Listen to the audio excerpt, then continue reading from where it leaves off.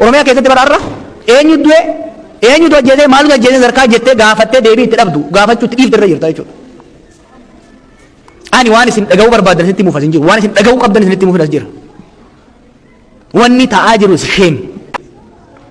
TPLF wajjiniin haasoftanii waraana bilisummaa Oromoo wajjiniin sababii isiniin haasofneef hin jiru. Kana haasoftan malee nagaan bu'uu hin danda'u. Sadarkaa hoggansi biyya sana hogganaa jiru kanuma isinummaan harka wal dhooftanii ol baaftanii bara. Of sobuun wal sobuun hin barbaachisu. Waggaa 2018tti gaafa mormu san afaan na qabdanii ni hinaaftee ni bololtee jettanii warra ol baaftan ilmuma keessan isin irraa dhalateedha. Hoggansi gama lachuu waraana Oromiyaa keessatti godhamu gara tokko marra tokko gara kaaniin Abiyyiitu hoggana. Inni darboota Oromoos. Tiraajedii salphina kana dhoksuu hin danda'amu isin hin dhoksu. Salphina Oromoo keessatti gadeemaa jiru salphina. Sadarkaa hoggansatti Oromoodha. Gadi bu'aa lola kana keessatti humna sadiitu hirmaata mootummaarra. Milishaa gandaa, poolisii Oromiyaa fi humna federaalaati. Milishaan gandaatii fi poolisiin Oromiyaa dhumaa jiru nama fixaa jiru Oromoodha. Dubar keessa jiraanna. Painful ijoolleen nuti hoggannee qabsoo keessa turte gara lamatti baatetti wal fixaa jirti. Shawaa lixaa keessa hodhayte, shawaa kaabaa keessa hodhayte, wallaga keessa hodhayte, gujii keessa hodhayte kan dhumaa jiru harki 95 ilmaan keessan obbolaa keessani. This is fact. Kuni salphina qaanyiidha. Sabab sablammiin biyya sanii gaafa Oromoon sirna dulaasan jijjiiree aangootti dhufu faayinalii haara galfannaa faayinalii walqixxummaa argannaa jee abdataa ture. Nuyi garuu biyyaaf sabaaf sablammoota biyya saniitiif nagaa buusuu dadhabnetti wal jidduu nagaa buusuu dadhabne. I can theorize. Theory keessa dhaqee sirna mootummaa Itoophiyaa akkas akka warra kaanii odeessuu dandeenya. It's not true. It's not true. Warruma nuti harka dhoofnee fi ol baafnedha. Kan dhumaa jiru kan wal fixaa jiru. By the way, sadarkaa mootummaa fi humna waboo bira darbeera yeroo ammatti. Revenge killing. Haaloo ol bahuun duriyyee magaalaa keessa wal gurmeessee nama fixuun. Eenyu Oromiyaa keessa nama fixaa jiru mootummaa fi waraana bilisummaa Oromoo qofaan wal fixaa jiru bara. Kan gama lachuu fakkeessee har'a fakkeenya waan wallagga ta'e kana waraana bilisummaa Oromoo anaa miti kan godheedha. Mootummaa waraana bilisummaa Oromootu godheedha. Faaktii isaatu sadarkaa ittiin beeynetti humni sadarkaa anarkiin biyya keenya keessatti baay'achuurraa akka ka'een qabatamatti abalutu ajjeesee. Jarmanitti bakka tokkotti jeen ture. Oromiyaa keessatti baraarra eenyutu ajjeesee maaltu ajjeesee sarkaa jettee gaafattee deebii itti dhabdu gaafachuutti dhiifte irra jirta jechuudha.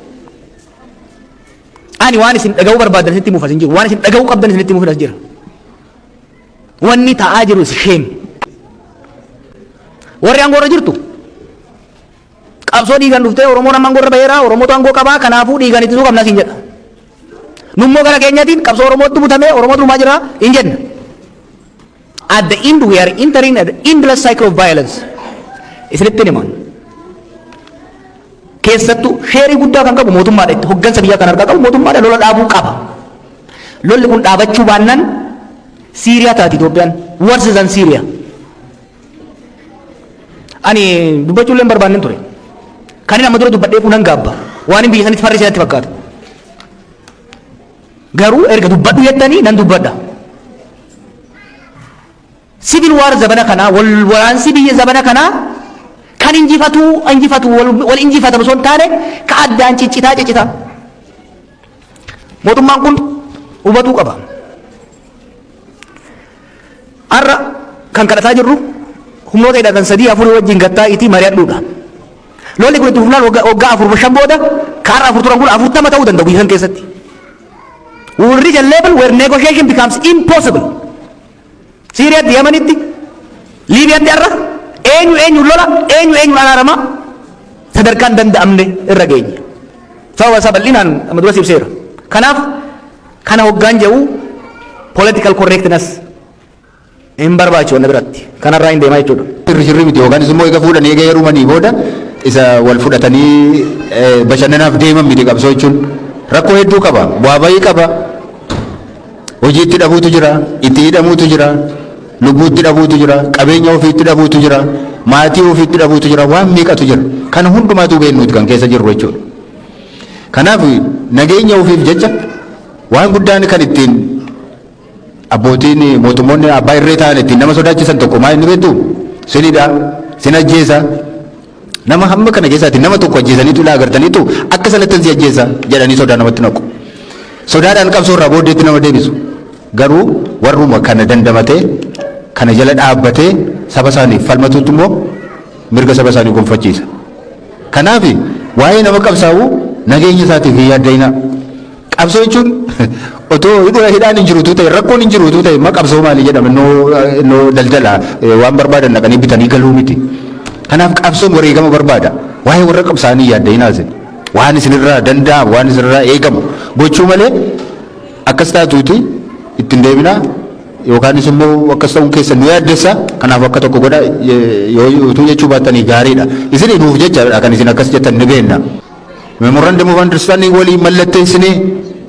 akkamittiin akka jala dhaabbannu akkamittiin Oromoo abbaa mirga isaatii akka goonu kana hundumaa irratti walii gallee ture walii galteen gaafa sanaa har'allee jira tokkoffaa saba nuyi dhaabbanneef saba tokkodha